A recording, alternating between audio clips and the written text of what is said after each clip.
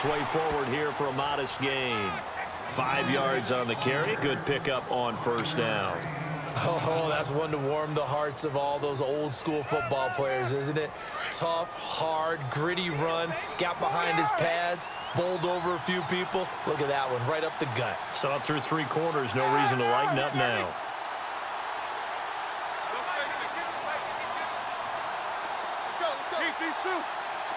Play clock winding down.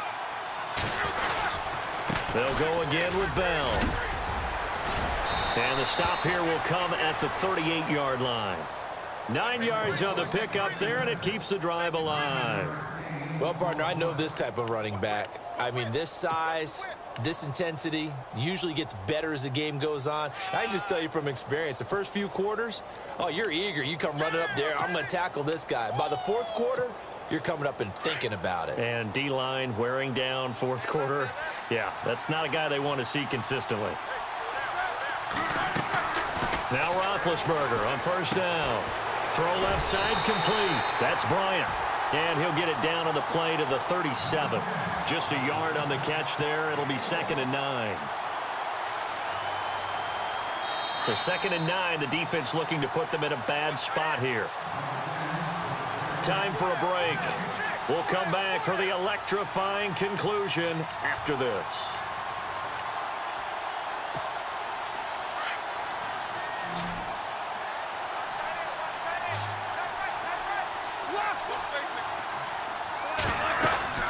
Now Roethlisberger to throw on 2nd down. A screen to Bell.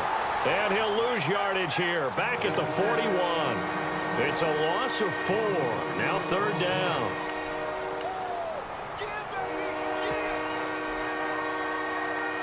Third down and 12.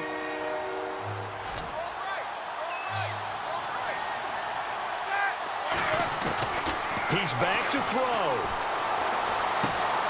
He gets it to Brown, complete. And out of bounds all the way down at the 3. They're able to convert on 3rd down, and that sets up a 1st and goal. Well, this is how you shake the thoughts of that interception on the last drive. You come out and start this one 4 for 4. And watching him throw it around with that type of confidence reminds me of a guy I played with way back when who told me, I don't care if I throw 10 interceptions in a row. I'm going to stay confident, keep flinging it. I just figured there's something wrong with the football. And here comes play number 6 on this drive. They'll try and run it in with Bell. And he's into the end zone. Touchdown, Steelers. Le'Veon Bell. A 3-yard touchdown run. And the Steelers are an extra point away from tying this thing up. And instead of a looming overtime, things have changed dramatically.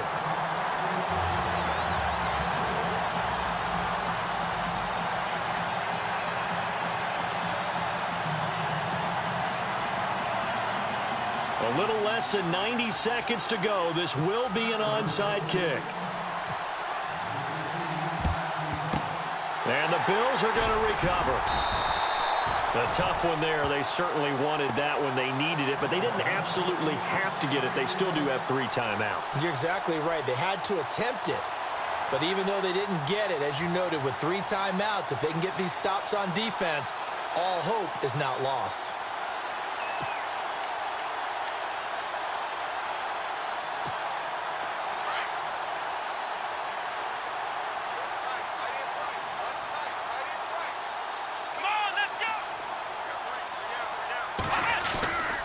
Taylor with a give to McCoy. And this one goes nowhere. Losing yardage on the play back at the 46. Now the Steelers put a stop to the action with a timeout defensively. It's just their first. They've got 2 more to use here in the final stages.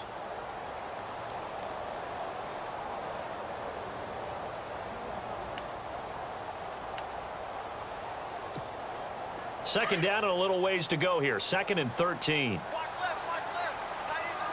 And some changes here as the D-line separates some.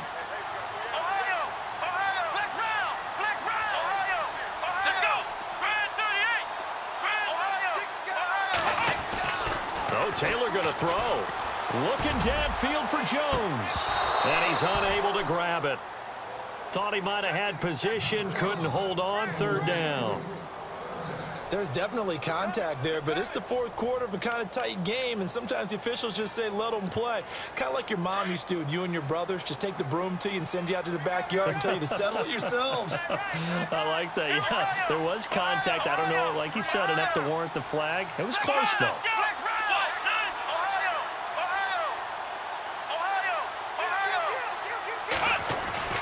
Now it's Taylor. And this is going to be incomplete. Well, not to get too overcritical there because he knows what he's doing, but his shoulders looked a little off kilter there when he threw that. I don't think you're being overly critical there. You're just analyzing it, and he gets those shoulders right. That pass will go from incomplete to complete.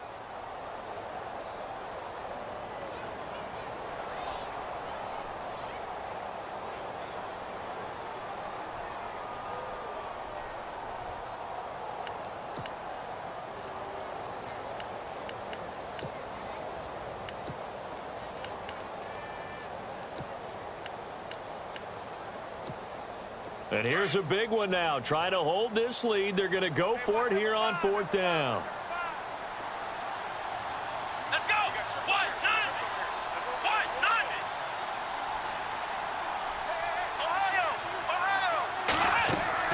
They'll try and throw for it with Taylor. And no, it's incomplete. The Bills' drive stalls out on fourth down. And this Steeler defense able to come up with a stop. So they'd converted their first two fourth down attempts. Not there. Now they're 2 for 3. You think maybe the offense coordinator expended a little capital on that one? You know, when you're 2 for 2, you can lobby for that third one, right? Didn't get it there. Maybe now the head coach might not be so eager to go for it as we go forward.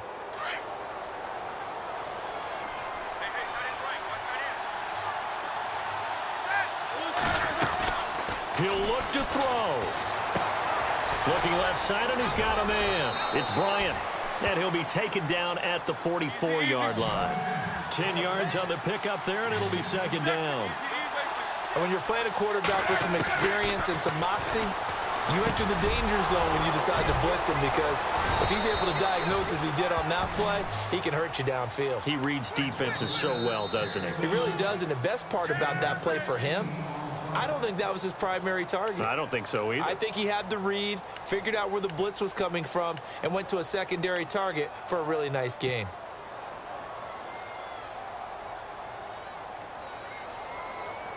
So the offense has it 1st and 10.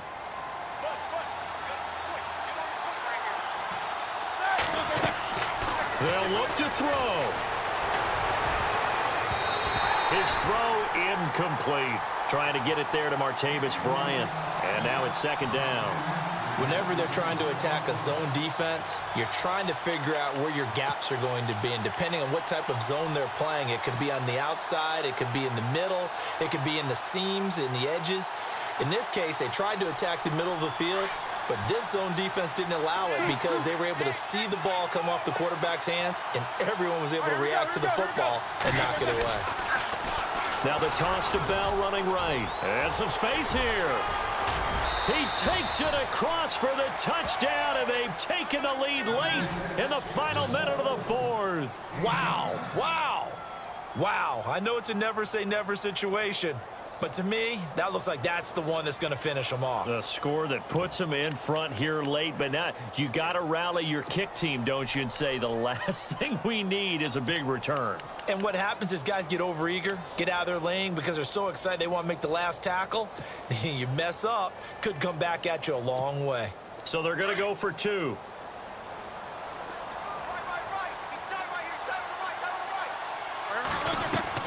Now it's Roethlisberger.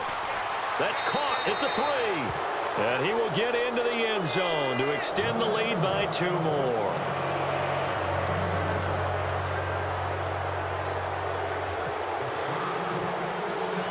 Boswell on now to kick this one away.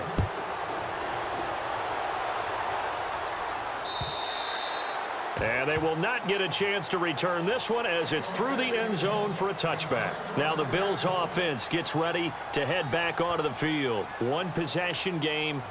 Time very much a factor. How does the offense handle this situation? Well, in a lot of cases, they should be somewhat relaxed. And I know that's counterintuitive because this is a pressure situation. But this is Friday practice every week of the season. You go over this situation, having to go downfield, limited timeouts, got to get out of bounds and keep the drive going and set yourself up. Defensively, you can't just lay back and let them do whatever they want. So it is a cat and mouse deal here. How much pressure will the defense bring, and how much pressure can the offense handle? We're going to find out.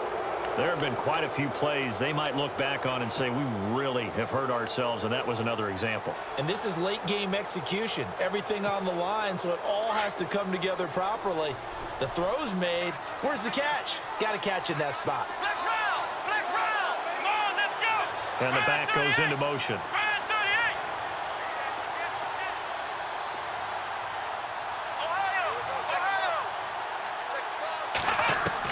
Back to throw. And he can't get a throw off. He's taken down. What a huge play at this point in the game. And I know it seems like we say this a lot in broadcast booths, but a quarterback can hold on to the football too long in these situations. I think he did right there. Oh, I agree with you totally. Sometimes you have to understand situations. Get rid of the football, save some yardage to make it less to gain for the next down. Instead, he was so hipped on ball security, he held on to it and took a big sack. Back to throw. They'll set up the screen to McCoy. And they'll bring him down at the 27-yard line. Now whistles come in. We're going to get a timeout here by the offense, as the clock will stop with an even 20 seconds left to go.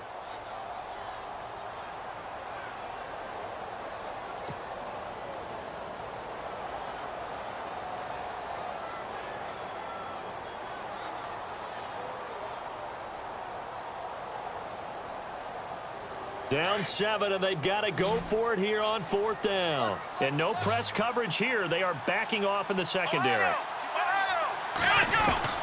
Here we go. It's Taylor on 4th down. Forced out to his left. And he can't get a throw away. He's taken down. They had to go for it with such little time remaining. And the Steelers are close to finishing off this football game.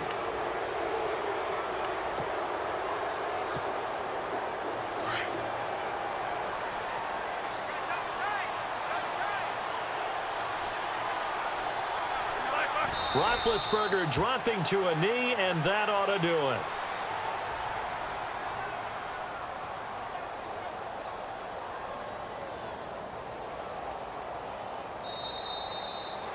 A great come-from-behind victory in this one, Charles, and really the difference, obviously, was that 4th quarter. They dominated. And it has to start with believing that you can make that comeback. Because we've been in games before. We've done games where you just look at one team and realize they have no chance of making it back. Not in the one we just saw here. They did it, and they did it well.